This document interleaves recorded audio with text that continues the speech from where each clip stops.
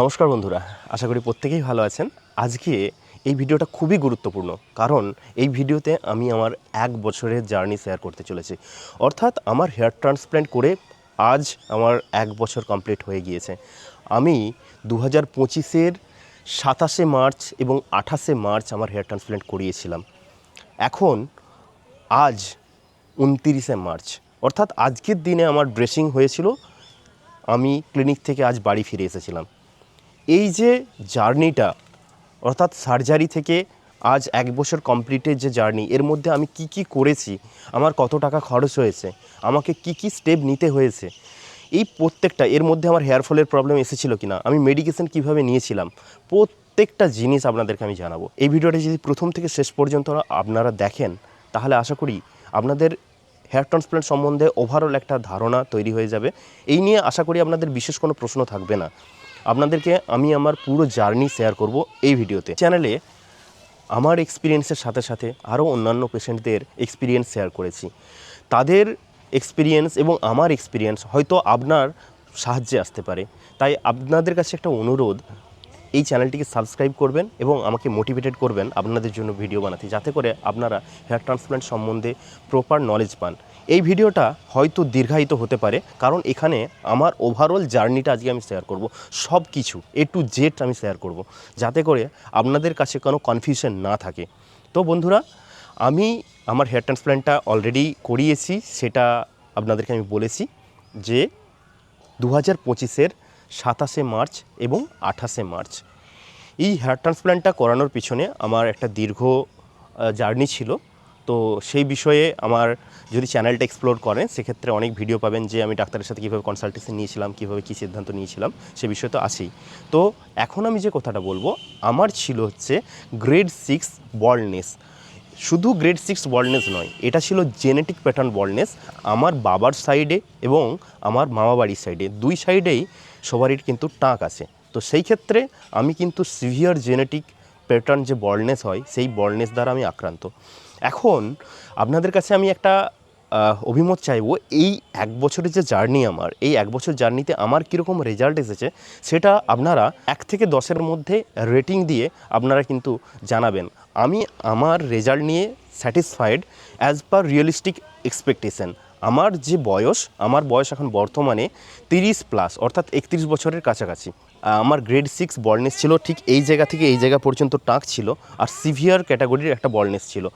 মানে আমার মাথায় বিশেষ সেভাবে frontal area to crown area সেইভাবে চুল ছিল না। তো এই ক্ষেত্রে আপনাদের একটা আমি অভিমত জানতে চাইবো যে আমার রেজাল্ট কেমন এসেছে, সেটা আপনারা 1 থেকে 10-এর মধ্যে মার্ক দিয়ে আপনারা কমেন্ট সেকশানে জানাবেন। তাতে করে আমি বুঝতে পারবো যে আমার যে রিয়েলিস্টিক এক্সপেকটেশন ছিল, সেই হিসাবে আমি তো স্যাটিসফাইড। সেক্ষেত্রে আপনাদের কাছে কেমন লেগেছে সেই বিষয়েও আমি জানতে চাইবো। তো এখন আপনারা আমার রেজাল্টটা একটু দেখতে পারেন। এই মুহূর্তে এই হচ্ছে আমার স্ক্যাল্পের কন্ডিশন। এই মুহূর্তে পিছন দিকটা আপনারা দেখতে পারেন।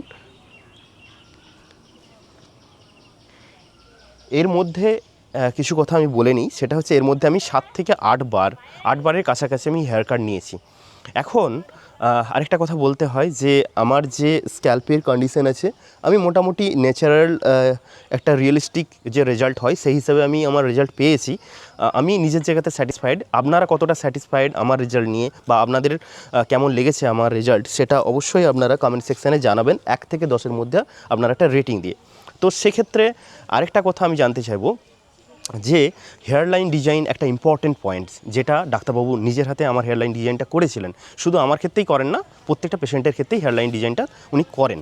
তো একটা কথা, হেয়ারলাইন ডিজাইন এবং গ্র্যাফট ডিস্ট্রিবিউশন, অর্থাৎ যে আপনার কতটা গ্র্যাফট এক্সট্রাক্ট করার প্রয়োজন আছে এবং সেটাকে প্রপারলি ডিস্ট্রিবিউট করাও একটা বড় পার্ট হেয়ারলাইন প্ল্যানিংয়ের, হেয়ারলাইন ডিজাইনের একটা প্ল্যানিংয়ের পার্ট। তো সেক্ষেত্রে আপনারা যদি আমার ডোনার এরিয়াটা এই মুহূর্তে দেখেন, ডোনার এরিয়া অনুযায়ী আমি যদি ফিউচারে হেয়ার ট্রান্সপ্ল্যান্ট করাতে চাই, সেক্ষেত্রে আমি কিন্তু হেয়ার ট্রান্সপ্ল্যান্ট করাতে পারবো, কারণ সেই হিসেবেই প্ল্যানিং করে আমার হেয়ার এক্সট্রাক্ট হয়েছে। তো এখন একটা কথা, যে ফিউচারে কেন হেয়ার ট্রান্সপ্ল্যান্টের প্রয়োজন পড়তে পারে, সেটা নিয়ে আমি একটা ভিডিও বানিয়ে দেবো।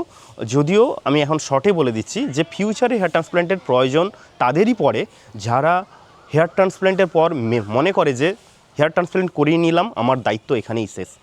এটা কিন্তু কখনোই নয়, কারণ হেয়ার ট্রান্সপ্ল্যান্ট করানোর পর আপনার বেসিক যে দায়িত্ব থাকে সেটা হচ্ছে একটু হেলদি খাবার দাবার, একটু হেলদি লাইফস্টাইল লিড করা, এবং সাথে যদি আপনার জেনেটিক প্যাটার্ন বলনেস থেকে থাকে সেক্ষেত্রে ডাক্তারের পরামর্শ মতো মেডিসিনটাও কিন্তু কন্টিনিউ করতে হতে পারে। কতদিন করতে হতে পারে সেটা আপনার ডাক্তারবাবু আপনাকে গাইড করবেন, সেই হিসাবে আপনাকে কম বেশি একটু মেডিসিন নিতে হতে পারে।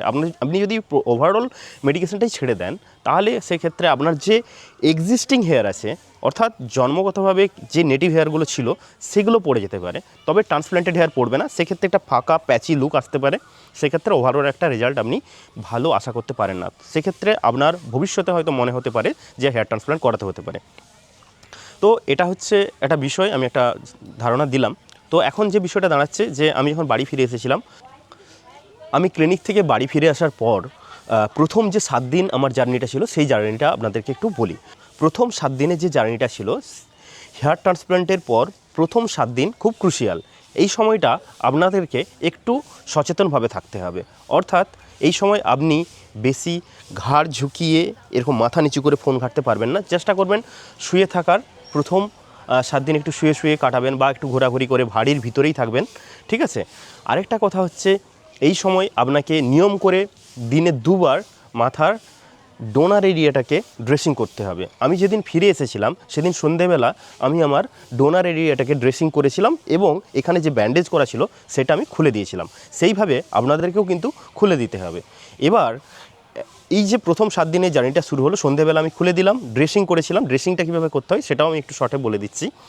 প্রথমে মাথাতে এই স্ক্যাল্পে ভালো করে স্যালাইন ওয়াটার স্প্রে করতে হবে। একটা গজ নিয়ে প্রথমে কী করতে হবে, উপর থেকে নিচের দিকে ভালো করে ওই প্লেসটাকে পুছে দিতে হবে। পুছে দেওয়ার পর তারপরে কি করতে হবে, ওই জায়গাটায় বিটাডাইন লাগাতে হবে। বিটাডাইন লাগানোর পরে এখন যে ইনস্ট্রাকশান আছে সেই ইনস্ট্রাকশান অনুযায়ী 2 মিনিট ওই জায়গাটাকে রেখে তারপরে অয়েনমেন্ট লাগাতে হবে। কি অয়েনমেন্ট না, ফিউসিডিক অ্যাসিড অয়েনমেন্ট একটা ক্লিনিক থেকে দেবে, ওটা লাগিয়ে দিতে হবে। এটাই হচ্ছে ড্রেসিংয়ের কাজ। তবে আমার ক্ষেত্রে ওই সময় ফিউসিডিক অ্যাসিড অয়েনমেন্টটা লাগাতে হয়নি, আমি ওটা পরের দিন দুপুরে লাগিয়েছিলাম। তো দিনে 2 বার আপনাকে নিয়ম করে ড্রেসিং করতে হবে, সকাল 8টার সময় একবার এবং রাত্রি 8টার সময় একবার। এটাই হচ্ছে আপনার কাজ।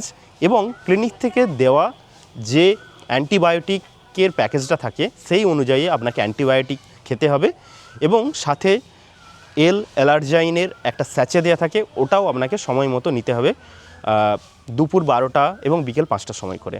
এটা আমি নিচ্ছিলাম।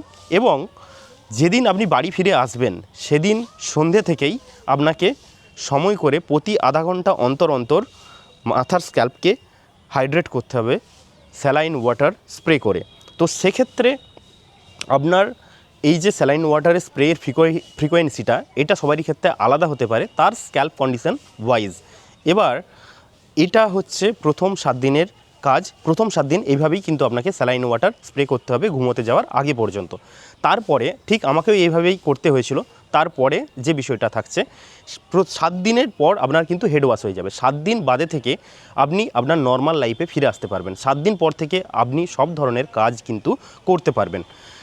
শুধু আপনাকে খেয়াল রাখতে হবে রোদে ডাইরেক্টলি আপনি সানলাইটে প্রথম 1 মাস আসবেন না। মাথায় একটা ক্যাপ পরে অবশ্যই আসবেন, সার্জিক্যাল ক্যাপ বা কটন ক্যাপ পরে আসার চেষ্টা করবেন।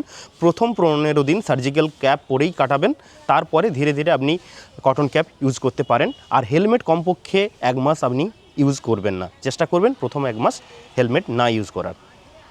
এবার এই যে প্রথম 7 দিন যে বিষয়টা দাঁড়াচ্ছে, এই প্রথম 7 দিনে পর থেকে আপনি সব কিছু করতে পারবেন। কেন করতে পারবেন? কারণ প্রথম 7 দিনের মধ্যেই, অর্থাৎ যেদিন আপনার সার্জারি হচ্ছে সেই সার্জারির দিন থেকে, সার্জারি যেদিন শেষ হচ্ছে সেই দিন থেকে প্রথম 7 দিন, এই 7 দিনের মাথায় আপনার হেড ওয়াশ হবে। হেড ওয়াশটা আপনি বাড়িতে গিয়েও করাতে পারেন, ক্লিনিকে গিয়েও করাতে পারেন। আমি ক্লিনিকে গিয়ে করিয়েছিলাম।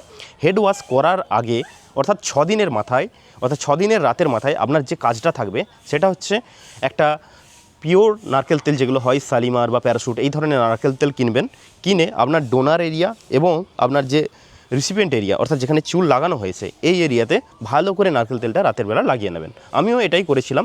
লাগিয়ে নেওয়ার পর তারপরে কি করবেন, যে দোকানে যে বডি লোশনগুলো কিনতে পাওয়া যায়, নিভিয়া বা বিভিন্ন প্যারাশুট বা বিভিন্ন কোম্পানির যে বডি লোশনগুলো কিনতে পাওয়া যায়, এরপর একটা বডি লোশন নিয়ে আপনি ক্লিনিকে যাবেন। আপনার মাথায় ওই বডি লোশনটা লাগিয়ে দেবে। তারপরে আপনাকে বেবি শ্যাম্পু দিয়ে হেড ওয়াশ করে দেবে, তারপরে আপনি বাড়ি চলে আসবেন। এবং আপনাকে বাড়ি আসার আগে ক্লিনিক থেকে প্রথম 1 মাসের কিছু মেডিকেশন দিয়ে দেবে। এই মেডিকেশনটা চালু হবে ডাক্তারের নির্দেশ মতো। সেটা কতদিন চলতে পারে? 3 থেকে 6 মাস আপনার চলতে পারে, কারোর ক্ষেত্রে সেটা বেশি চলতে পারে। এখানে আপনাকে কিছু মেডিসিন দেওয়া হবে। মেডিসিনগুলো কী কী না, এগুলো ব্যক্তি বিশেষে আলাদা, এখানে আলাদা আলাদা মেডিসিন দেওয়া হয়, সবারই জন্য সমান মেডিসিন নয় কিন্তু। এবারে যে বিষয়টা দাঁড়াচ্ছে, মেডিসিন নিয়ে আপনি বাড়ি ফিরলেন, এবার আপনার কি হবে না, আপনি মেডিসিন খাওয়া শুরু করবেন যেভাবে অল্টারনেটিভ যেভাবে থাকবে আপনার ডোজ ওয়াইজ, বেসিক্যালি দিনে রাতে যেভাবে থাকবে সেই মেডিসিনগুলো খাওয়া শুরু করবেন। এবার আপনার জার্নিটা শুরু হবে একটা টেনশনের। কীরকম না, আপনার প্রথম 7 দিন পর থেকে অর্থাৎ সেকেন্ড উইক থেকে আপনার 2 মাস অর্থাৎ 8 উইকস পর্যন্ত আপনার কি হবে, অ্যাক্টিভ শক লস ফেজে আপনি চলে যেতে পারেন। অ্যাক্টিভ শক লস মানে আপনার শক লস শুরু হবে, অর্থাৎ আপনার যে ট্রান্সপ্লান্টেড হেয়ার আছে ওই চুলগুলো পড়া শুরু হবে। এই চুল কতটা পর্যন্ত পড়তে পারে? কমপক্ষে 30 to 70% পর্যন্ত, কারো ক্ষেত্রে 90% পর্যন্ত এই চুলটা পড়ে যেতে পারে। এই সময় অনেকে ভয় পেয়ে যায় যে তাহলে আমার মাথার বোধহয় সমস্ত চুল পড়ে গেল, আমি এখন কি করব। তো এই সময় অনেকেই ভয় পেয়ে গিয়ে কি করে, ফ্রাস্ট্রেটেড হয়ে যায়। এই সময় তার মাথায় চুল থাকে না, কবে তার চুল বেরোবে সেই নিয়ে অনেক কনফিউজড থাকে, অনেকে ডিপ্রেশনে চলে যান। তো এই সময় আমি বলবো ডিপ্রেশনে যাওয়ার কিছু নেই। প্রথম 8 সপ্তাহ অ্যাক্টিভ শক লস ফেজ, এই সময় আপনার হয়তো চুল পড়তে পারে। তবে প্রথম যে 3 মাস অর্থাৎ ট্রান্সপ্ল্যান্টের পর থেকে যে 3 মাস অর্থাৎ প্রথম 8 সপ্তাহ অর্থাৎ 2 মাস শক লস অ্যাক্টিভলি হতে পারে। তারপরে ফেজটা থাকে সাইলেন্ট ফেজ, 3 মাস পর্যন্ত সাইলেন্ট, আপনি চুলের কোনো গ্রোথ দেখতে পারবেন না। তবে 3 মাসের পর থেকে 4 মাস যখন কমপ্লিট হবে তখন আপনি ভিজিবল গ্রোথ দেখতে পারবেন, আপনার মাথায় চুল বেরোচ্ছে সেটা আপনি অনুভূতি নিজেই পাবেন। তারপরে যে জিনিসটা থাকবে, 4 মাস থেকে 6 মাসের মধ্যে 50 to 60% রেজাল্ট আপনি কিন্তু দেখতে পাবেন, এবং 6 থেকে 9 মাসের মধ্যে 70 to 80% রেজাল্ট, এবং 9 থেকে 12 মাসে আপনি অ্যাপ্রক্স 90 to 100% রেজাল্ট আশা করতে পারেন। 90 to 100% বলার এই কারণ ক্রাউন এরিয়াতে রেজাল্ট আসতে কিছুটা সময় অনেকের লাগে, 1 বছরেরও বেশি সময় লাগতে পারে। তো সেক্ষেত্রে এই হচ্ছে ওভারঅল একটা জার্নি। এর মধ্যে এবার আমি আমার আরও কিছু এক্সপিরিয়েন্স শেয়ার করব। এটা হলো হেয়ার ট্রান্সপ্লান্টের পর যে আপনার রেজাল্ট কীরকম সময়ে আসবে সেই নিয়ে আমি বলেছি। তারপরে এখন বিষয়টা দাঁড়াচ্ছে যে আপনার এই যে মেডিকেশনটা শুরু হওয়ার পর আমার কখন কি করতে হয়েছিল সেইগুলো আমি বলছি। আমার 7 দিনের পর থেকে, হেড ওয়াশের পর থেকে আমি জেনারেলি মেডিসিন নেওয়া শুরু করেছিলাম। ঠিক 10 দিনের মাথায় আমাকে ডাক্তার সাজেশন দিয়েছিলেন যে 0.5 ml মিনক্সিডিল আমার ডোনার এরিয়াতে লাগাতে। আমি এই ডোনার এরিয়াতে 0.5 ml মিনক্সিডিল তখন লাগাতাম 10 দিনের মাথার, মানে 10 দিন পর থেকে। তারপরে এবারে একটা কথা বলি, এই যে 7 দিন হেড ওয়াশ হলো, 7 দিন হেড ওয়াশের পর 2 থেকে 3 দিন বাদ থেকে আপনাকে মেডিকেশনটা শুরু করতে হয়। জেনারেলি আপনি রেগুলার বেসিসে মেডিসিন খাওয়া শুরু করবেন। এই সময় অনেকের কি হয়, একটু অ্যালার্জিক রিয়াকশান আসতে পারে, অনেকের হয়তো একটু পেট খারাপ হতে পারে মেডিসিনের প্রভাবে। এটা কমন ব্যাপার, যদি কারোর হয়ে থাকে সেটা ক্লিনিকের সাথে যোগাযোগ করবেন, তারা আপনাকে সাজেশন দিয়ে দেবে। এই নিয়ে ভয় পাওয়ার কিছু নেই। আরেকটা জিনিস সেটা হচ্ছে অনেকের এই 7 দিনের পরেও মাথায় হালকা এই এরিয়াগুলোতে একটু ব্যথা থাকতে পারে, অর্থাৎ ডোনার এরিয়াতে একটু পেন হতে পারে। কীরকম না, কারণ ওই সময় আমাদের অনেকগুলো মাথায় যে নার্ভ থাকে, সেন্সরি নার্ভ, ওগুলো ট্র্যাপ হয়ে যায় ডিউরিং সার্জারি। ওই সময় সার্জারির সময় ট্র্যাপ হওয়ার কারণে ওগুলো হিল হতে শুরু করে। হিলিং প্রসেস চালু থাকার কারণে অনেকের এখানে হালকা হালকা সুরসুর করতে পারে, বা একটু ব্যথা অনুভব হতে পারে, বা একটু পেন একটু ফিল হতে পারে। তবে এটা ধীরে ধীরে 14 দিন 15 দিনের মধ্যে কমে যায়, এবং অনেকের মাথায় সেন্স থাকে না প্রথম 15 দিন থেকে, কারোর ক্ষেত্রে 1 মাস পর্যন্ত। প্রথম 15 দিনের যে পেন সেন্স থাকে না, অর্থাৎ অনুভূতি থাকে না, এই যে ফিলটা হয়, এই ফিলটা সাধারণত হয় কিসের কারণে না, আমাদের মাথায় অ্যানাস্থেসিয়া দেওয়া হয়, তার প্রভাবে এই পেনটা হালকা হালকা ফিল, মানে এই মানে কী বলবো, সেন্সটা ফিল হয় না। তারপরে অনেকের ক্ষেত্রে সেন্সরি নার্ভ ট্যাপ হওয়ার কারণেও এই সেন্সের ফিল হওয়ার যে ব্যাপারটা, সেটাও 1 মাস, কারোর ক্ষেত্রে 1.5 মাস, কারোর ক্ষেত্রে 2 মাস পর্যন্তও থাকতে পারে। সেটা আমরা হালকা এক্সারসাইজ করলে, হাঁটাচলা করলে ওটা নর্মাল অবস্থায় ফিরে যায়। এবারে যে বিষয়টা থাকছে, আমি প্রথম মানে আমার যে জার্নিটা, ভিজিবল গ্রোথটা 4 মাসের বেলা থেকে আমি কিন্তু খুব সুন্দর দেখতে পেয়েছিলাম। ঠিক আছে, আমার ঠিক যখন 1 মাস হয় আর কি, ঠিক আছে, তখন আমি ফার্স্ট একটা জিএফসি পেয়েছিলাম। আমার ক্লিনিক থেকে 4টে জিএফসি ফ্রি অফ কস্ট দিয়েছিল। এবং এই 4টে জিএফসি আমি পেয়েছিলাম ফ্রি অফ কস্টই, এর জন্য কোনো আমাকে এক্সট্রা টাকা দিতে হয়নি। এবার এই 4টে জিএফসি, প্রথম জিএফসিটা আমি পেয়েছিলাম 1 মাসের মাথায়, এবং আমি পরপর এই জিএফসিটা অ্যাভেল করেছিলাম 1 মাস, 2 মাস, 3 মাস, 4 মাস এইভাবেই অ্যাভেল করেছিলাম। তবে অনেকের ক্ষেত্রে সেটা সময় সাপেক্ষে কারো ডিউরেশন চেঞ্জ করে দেয়। যার যেরকম স্ক্যাল্প কন্ডিশন, যার যেরকম গ্রোথের কন্ডিশন, তাকে সেই হিসেবে সাজেস্ট করতে থাকেন ডাক্তার, সেই হিসেবে আপনাকে নিতে হবে। আমাকেও সেই হিসেবে দেওয়া হয়েছিল, আমিও সেই হিসেবে নিয়েছিলাম। আর একটা কথা হচ্ছে, এই সময় 3 মাস যে ফেজটা থাকে ওই সময় একটু ডিপ্রেশন ফিল হয়, ওটা কাটিয়ে ওঠার পর আপনি যখন নিজের চুল দেখতে পাবেন অনেক ভালো লাগবে। রেগুলার বেসিসে আপনাকে মেডিসিন খেতে হবে, এবং রেগুলার বেসিসে যে মেডিসিনগুলো খেতে হয় সেটার মধ্যে একটা রেগুলার মেডিসিন হচ্ছে কি না, ডিউটাস্ট্রাইড বা ফিনাস্ট্রাইড কারো ক্ষেত্রে থাকতে পারে, এবং মিনক্সিডিল, এবং কিছু নিউট্রাসিউটিক্যাল অর্থাৎ মাল্টিভিটামিনস এগুলো থাকতে পারে। এগুলো চেঞ্জ হতে পারে ব্যক্তিবিশেষে। তো সেক্ষেত্রে আমি বলবো যে আমার যেটা হয়েছিল, প্রথম 1 মাসের পর থেকে আমি ডোনার এরিয়াতে, অর্থাৎ জিএফসি হয়ে যাওয়ার পর থেকে, জিএফসি হয়ে যাওয়ার 2 দিন বাদ থেকে, 2 দিন, হ্যাঁ, জিএফসি হয়ে যাওয়ার যেদিন জিএফসি হয়েছিল ওই দিন, তার পরের দিনটা বাদ দিয়ে আমি মিউসিড লাগানো শুরু করেছিলাম আপনার ফ্রন্টাল এরিয়াতে, অর্থাৎ যেই এরিয়াতে আমার ট্রান্সপ্ল্যান্ট হয়েছিল ওইখানে। ডেলি 1 ml করে এই এরিয়াতে লাগাতাম, এবং 0.5 ml করে আমার ডোনার এরিয়াতে লাগাতাম। তো এই সময় মিনক্সিডিল এবং ডিউটাস্ট্রাইড কন্টিনিউ করছিলাম। এর সাথে আমাকে প্রথম ক্লিনিক থেকে একটা মেডিসিন দেওয়া হয়েছিল, যেটা ফ্লুয়েন্স ফার্মার ছিল, MO1D3, এবং তারপরে পরবর্তী ক্ষেত্রে আমি মেডিসিন চেঞ্জ করেছিলাম, ডাক্তারবাবু সাজেশন দিয়েছিলেন, সেক্ষেত্রে ফলিহার AMPM আমি খাচ্ছিলাম। এবং এরকম করে আমি মোটামুটি 6 মাসের একটা জার্নি কাটিয়েছি, সেটা আপনারা আমার ওভারঅল ভিডিওগুলো দেখলেই দেখতে পাবেন। এবং এর মধ্যেই আরও কিছু হয়েছে কি, আমার আজ 1 বছর কমপ্লিট হয়েছে, এর মধ্যে আমি বেসিক কিছু মেডিসিন আরও চালু রেখেছিলাম। এর মাঝে একটা ঘটনা ঘটেছিল, আমি প্রায় 1 মাসের মতো ডাক্তারবাবুকে না জানিয়ে মেডিসিন বন্ধ করে দিয়েছিলাম। তার কারণে কি হয়েছিল, আমার অ্যাক্টিভ হেয়ার ফল শুরু হয়ে গিয়েছিল, যার কারণে আবার ডাক্তারবাবুর সাথে যোগাযোগ করি, মানে ওনারাই যোগাযোগ করেছিলেন আমার সাথে যে আমার কী কন্ডিশন, ওনারা রেগুলার বেসিসে এটা ট্র্যাক করতে থাকেন। সেক্ষেত্রে ওনারা জেনে আমাকে ডাকেন এবং বলেন যে মেডিসিনটা মানে না জানিয়ে বন্ধ করা আমার উচিত হয়নি, সেক্ষেত্রে আবার মেডিসিন আমি কন্টিনিউ করি। এখন বর্তমানে আমি কোনো মেডিসিন নিচ্ছি না, এই মুহূর্তে আমার মিনক্সিডিলও বন্ধ আছে, এই মুহূর্তে আমার মাল্টিভিটামিনস যেগুলো আমি নিতাম সেগুলোও বন্ধ আছে, এবং আমি এই মুহূর্তে শুধু একটি মাত্র মেডিসিন খাই, সেটা হচ্ছে ডিউটাস্ট্রাইড খাই, মানে 0.5 mg ডেলি। তো এই মুহূর্তে আমার কোনো মেডিকেশন চলছে না, এই মুহূর্তে হেয়ার লস বা এই ধরনের কোনো প্রবলেম হচ্ছে কি না সে বিষয়ে আমি আপডেট করব আপনাদেরকে। এখন এই মুহূর্তে আমার অ্যাক্টিভ হেয়ার লস সেভাবে নেই, হালকা ফুলকা কিছু বেবি হেয়ার পরে, সেগুলো আমি ক্লিনিকে আপডেট করিয়েছি, এবং ডাক্তারবাবুরা আমাকে ট্র্যাক করছেন যে আমার এই মুহূর্তে অ্যাকচুয়ালি ওনারা 6 থেকে 7 মাস মেডিসিনটা জেনারেলি সবাইকে সাজেস্ট করেন, সেক্ষেত্রে আমাকেও একই রকমভাবে আমার মেডিসিনটা তখনই কমিয়ে দিয়েছিল, কিন্তু নিজের ভুলে আমি নিজে ডিসিশন নিয়ে আমি মেডিসিন বন্ধ করে দিয়েছিলাম, হঠাৎ করেই বন্ধ করেছিলাম। তো সেটা আমার বড় একটা ভুল সিদ্ধান্ত ছিল। তো সেইভাবেই ওনারা আবার মেডিসিন আমার কমিয়ে দিয়েছেন, এবং এখন পুরোপুরিভাবে মেডিসিন প্রায় আমার বন্ধ করেই দিয়েছেন। এখন ট্র্যাক করছেন যে আমার DHT লেভেল কীভাবে কাজ করছে, আমার অ্যাক্টিভ হেয়ার ফল বেশি হচ্ছে কি না, সেই হিসাবে পরবর্তী ক্ষেত্রে ওনারা যা সাজেশন দেবেন সেগুলো আমাকে ফলো করতে হবে।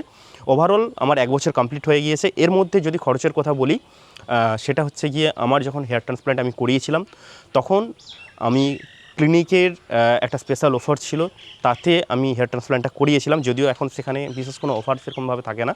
তখনকার দিনে আমার 1 লক্ষ টাকা খরচ হয়েছিল আমার গ্রেড 6 লেভেলের বল্ডনেসকে কিওর করতে। আর আরেকটা কথা হচ্ছে, আমার যে গ্রাফট লেগেছিল 5500 গ্রাফট লেগেছিল, 500 গ্রাফট ফ্রি অফ কস্ট ওনারা করে দিয়েছিলেন। বর্তমানে এখন যে পদ্ধতিতে আমি হেয়ার ট্রান্সপ্ল্যান্ট করেছিলাম, আমি সাফায়ারে করিয়েছিলাম, সাফায়ার FUE টেকনিকে। তো এখন বর্তমানে সাফায়ার FUE টেকনিকে যদি আপনি করাতে চান, পার গ্রাফট যে রেটটা দাঁড়ায় সেটা হচ্ছে ধরে রাখতে পারেন 30 থেকে 35 টাকা পার গ্রাফট, কলকাতা এবং তার সারাউন্ডিংস বিভিন্ন জায়গাগুলোতে। তবে এই রেটটা আপনি ভালো ক্লিনিক চুজ করবেন, সেখানে নেগোশিয়েট করতে পারবেন, রেটটা সব জায়গায় ফিক্স নয়, একটা স্ট্যান্ডার্ড রেট থাকে, তবে সেটা নেগোশিয়েবল। আর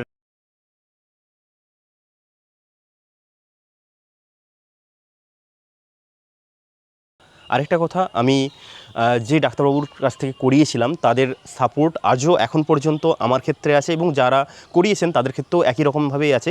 তাই হেয়ার ট্রান্সপ্ল্যান্টের পর হেয়ারকে ম্যানেজ করাও একটা বড় দিক। তো সেক্ষেত্রে আমি বলবো হেয়ার ম্যানেজ করতে আমার কী খরচ হয়েছে সেটাও আমি বলছি। হেয়ারকে ম্যানেজ করার জন্য বিশেষ কোনো মেডিসিন বা এক্সট্রা কোনো খরচ আমাকে করতে হয়নি আমার ট্রান্সপ্ল্যান্টেড হেয়ারকে ম্যানেজ করার জন্য। আমার যেটা এক্সিস্টিং হেয়ার ছিল সেই এক্সিস্টিং হেয়ারকে ম্যানেজ করার জন্য আমাকে একটু লং টার্মে মেডিসিন নিতে হয়েছে। হেয়ারকে ম্যানেজ করতে বিশেষ কোনো মেডিসিন তো খরচ পড়ে না, হেলদি লাইফস্টাইল বা এগুলো একটু মেনটেন করলেই হয়। তবে কারোর ক্ষেত্রে যাদের জেনেটিক প্যাটার্ন বলনেস আছে সেক্ষেত্রে তাদের এক্সিস্টিং হেয়ারকে ম্যানেজ করতে কম বেশি একটা মেডিসিন খেতে হয়। সেই মেডিসিনের পিছনে আমার যে খরচটা হয়েছে আপনি ধরে থাকতে পারেন 15 থেকে 20,000 টাকা, 20-22 হাজার টাকার কাছাকাছি একটা খরচ হয়েছে আমার পুরো 1 বছরে। আর আরেকটা জিনিস হচ্ছে আমি যে মেডিসিনগুলো নিয়েছি সেগুলো সময়ের সাথে সাথে চেঞ্জ করে নিয়েছি। আমি খুব বেশি দামি বা কস্টলি মেডিসিন আমি সেভাবে খাইনি, আমি নর্মাল মেডিসিনই খেয়েছি এবং কিছু স্ট্যান্ডার্ড মেডিসিন ছিল যেগুলো আমি খেয়েছি। আর আরেকটা কথা, আপনারা হেয়ার ট্রান্সপ্ল্যান্ট নিয়ে যদি কোনো কোয়ারিজ বা কোশ্চেন থাকে সেগুলো অবশ্যই কমেন্ট সেকশানে জানাবেন বা আমার স্ক্রিনে যে দেওয়ার নাম্বারটা আছে এই নাম্বারটাতে জানাবেন। আর কোনো বিষয়ে যদি জানতে চান বা আগ্রহী হন যে কিভাবে কি করলে ভালো হবে আর আপনার জন্য বেটার ক্লিনিক কোনটা ভালো হবে, প্রথম কথা আমি এখানে আরেকটা কথা বলবো ভিডিওটা শেষ করার আগে, যে দেখুন হেয়ার ট্রান্সপ্ল্যান্ট করাতে গেলে একজন ভালো ডাক্তার খুব প্রয়োজন। ভালো ডাক্তারের কাছ থেকে করাবেন, ভালো ক্লিনিক থেকে করাবেন। কারণ হেয়ার ট্রান্সপ্ল্যান্ট করিয়ে নেওয়া মানেই আজকেই আপনি করিয়ে নিলেন, আপনার রেজাল্ট চলে এলো, কিন্তু সেই রেজাল্টটা ধরে রাখার দায়িত্ব কিন্তু আপনার যেমন তেমন আপনার ক্লিনিকেরও। তাই সেক্ষেত্রে বলবো হঠাৎ করে আপনি হেয়ার ট্রান্সপ্ল্যান্ট করিয়ে নেবেন, প্রপার প্ল্যানিং করে যদি না হেয়ার ট্রান্সপ্ল্যান্ট করে ভবিষ্যতে কিন্তু আপনার চুলটা পড়ে যেতে পারে। এরকম বহুত মানুষের সাথে আমার কথা হয়েছে যারা দ্বিতীয়বার করে তাদেরকে হেয়ার ট্রান্সপ্ল্যান্ট করাতে হয়েছে, কারণ প্রপার প্ল্যানিং ছিল না। একটা কথা মনে রাখবেন, এই যে মাথার ডোনার এরিয়াটা না, এটা লিমিটেড। তাই আপনি যেমন ইচ্ছা তেমন করে হেয়ার ট্রান্সপ্ল্যান্ট করে নিলে হবে না। একবার এটা চলে গেলে দ্বিতীয়বার আর ফিরে পাবেন না। তাই প্রপার প্ল্যানিংয়ের দরকার। ভালো ক্লিনিক খুঁজে বের করানোর দায়িত্ব আপনারই, আপনাকে সেখানে ডিসিশনটা নিতে হবে। আমি আমার এক্সপিরিয়েন্স শেয়ার করব, আপনাদেরকে নলেজ দেবো, কোনটা বেটার হবে সেটা বলবো। আর যদি জানতে চান আমি কোথা থেকে করিয়েছি সেই বিষয়েও আপনাদেরকে শেয়ার করব। তো ভিডিওটা হয়তো অনেক দীর্ঘায়িত হয়ে গেল, এই আমার 1 বছরের জার্নি আপনাদেরকে শেয়ার করলাম। সেক্ষেত্রে আশা করি আপনাদের এই ভিডিওটা অনেক বেশি উপকারে লাগবে। আর আমার হেয়ার ট্রান্সপ্ল্যান্ট করার পর বিশেষ কোনো সাইড এফেক্ট হয়নি এই পর্যন্তই। কারণ অতিরিক্ত ইনফরমেশন দিয়ে দিয়েছি, অনেক কিছুই বলেছি, সেটা হয়তো আপনারা অনেকে স্কিপ করে দেখেছেন, আবার কেউ পুরোটাই দেখেছেন। যাদের প্রয়োজন তারা পুরোটাই দেখবে। তো হেয়ার ট্রান্সপ্ল্যান্টের সাথে কোনো রিস্ক বিশেষভাবে জড়িত নয় যদি আপনি ভালো জায়গা থেকে করেন। আর হেয়ার ট্রান্সপ্ল্যান্ট করার পর মেডিসিন থেকে বিশেষ কোনো সাইড এফেক্ট হয় না, 3 থেকে 5% লোকের ক্ষেত্রে সাইড এফেক্ট হয়, সেটা রিভার্সেবল। আমার ক্ষেত্রে এখন পর্যন্ত সাইড এফেক্ট বিশেষ কিছু হয়নি। আর এই মতো অবস্থায় আমি খুব হ্যাপি। আর আরেকটা কথা বলবো সেটা হচ্ছে হেয়ার ট্রান্সপ্ল্যান্টটা করিয়ে নিন, কারণ কনফিডেন্স অনেক ম্যাটার করে, লুক অনেক ম্যাটার করে। আরেকটা কথা যে এই 13 বছরের যে জার্নিটা আমার ছিল না, আমি কি বলবো, স্কুল লাইফ থেকে হেয়ার লস করতে করতে করতে কলেজ লাইফ কাটিয়েছি এবং জব লাইফও কাটিয়েছি। প্রতিটা জায়গায় নিজেকে না একদম গুটিয়ে রেখেছি। না কোনো আত্মীয় স্বজনের বাড়িতে যেতে পারতাম, না কোনো অনুষ্ঠান বাড়িতে যেতে পারতাম, না কারোর সাথে ইন্টারাক্ট করতে পারতাম, না বন্ধুদের সাথে সেলফি নিতে পারতাম। এই যে কষ্টটা না যার হয় সেই বোঝে, না বন্ধুরা বোঝে, না ফ্যামিলির লোক বোঝে, যার হয় সেই একমাত্র বোঝে। তাই আমি বলবো যদি আপনার এরকম ধরনের প্রবলেম হয়ে থাকে একদম চিন্তা করবেন না, কারণ ভগবান আপনার চুলটা দিয়েছিল, কিন্তু আপনি সেটাকে সময়ে স্টেপ না নিয়েই আপনি সেটাকে ম্যানেজ করতে পারেননি। তাই ভগবানকে দোষ দিয়ে লাভ নেই, দোষ নিজেকে দিন। জেনেটিক থাকলে সেটা তো মেনে নিতেই হবে, জেনেটিকে তো আপনার কিছু করার থাকে না, তাই না? তো ভগবানের উপর রাগ দেখিয়ে লাভ নেই। এখন আপনার কাছে অপশান আছে অনেক, আপনি চাইলে সেই অপশানগুলোকে অ্যাভেল করতে পারেন আর প্রয়োজনে মানুষের সাহায্য নিতে পারেন। যারা আজকে এই বিষয়ে হেয়ার ট্রান্সপ্ল্যান্ট করিয়েছে এবং মানুষকে ইন্সপায়ার করছে হেয়ার ট্রান্সপ্ল্যান্ট করানোর জন্য বা তাদের জার্নি শেয়ার করছে, তাদের প্রতিও আমি কৃতজ্ঞ। কারণ তাদের সেই ইন্সপিরেশান আমি পেয়েছি, বিভিন্ন জায়গা থেকে আমি খোঁজ নিয়েছি, প্রপার ইনফরমেশানগুলো তাদের থেকেই পেয়েছি। তো তাদের থেকে পাওয়ার পর আমি যখন আমার ক্লিনিকগুলো যখন স্টাডি করেছি যে কোন ক্লিনিকটা বেটার, কোন ক্লিনিকটা ভালো, কোনটা খারাপ, তো সেই জায়গাগুলোকে যখন স্টাডি করেছি, নিজের প্যারামিটার সেট করেছি, যখন আমি আমার প্যারামিটারে কোয়ালিফাই করেছি যে ক্লিনিক, আমি সেখান থেকে হেয়ার ট্রান্সপ্ল্যান্ট করিয়েছি। আজ আমি অনেক স্যাটিসফাইড। তাই কনফিডেন্স হারাবেন না, আশা রাখুন আপনিও ফিরে পাবেন আপনার চুল। তাই ভালো থাকবেন, সুস্থ থাকবেন। দেখা হচ্ছে পরবর্তী একটা ভিডিওতে। আর যদি কোনো বিষয় জানতে চান বা আগ্রহী হন অবশ্যই স্ক্রিনে দেওয়া যে নাম্বারটা আছে ওই নাম্বারটায় কল করবেন। আমি চেষ্টা করব আপনাকে সঠিক গাইডেন্স দেওয়ার। যদি আপনার জানার ইচ্ছা থাকে বা আপনি জানতে চান কোনো একটা বিষয়ে হেয়ার ট্রান্সপ্লান্ট রিলেটেড, যেখানে যা ডাউট আছে সেগুলো ক্লিয়ার করে দেওয়ার চেষ্টা করব। ভালো থাকবেন, সুস্থ থাকবেন, ধন্যবাদ।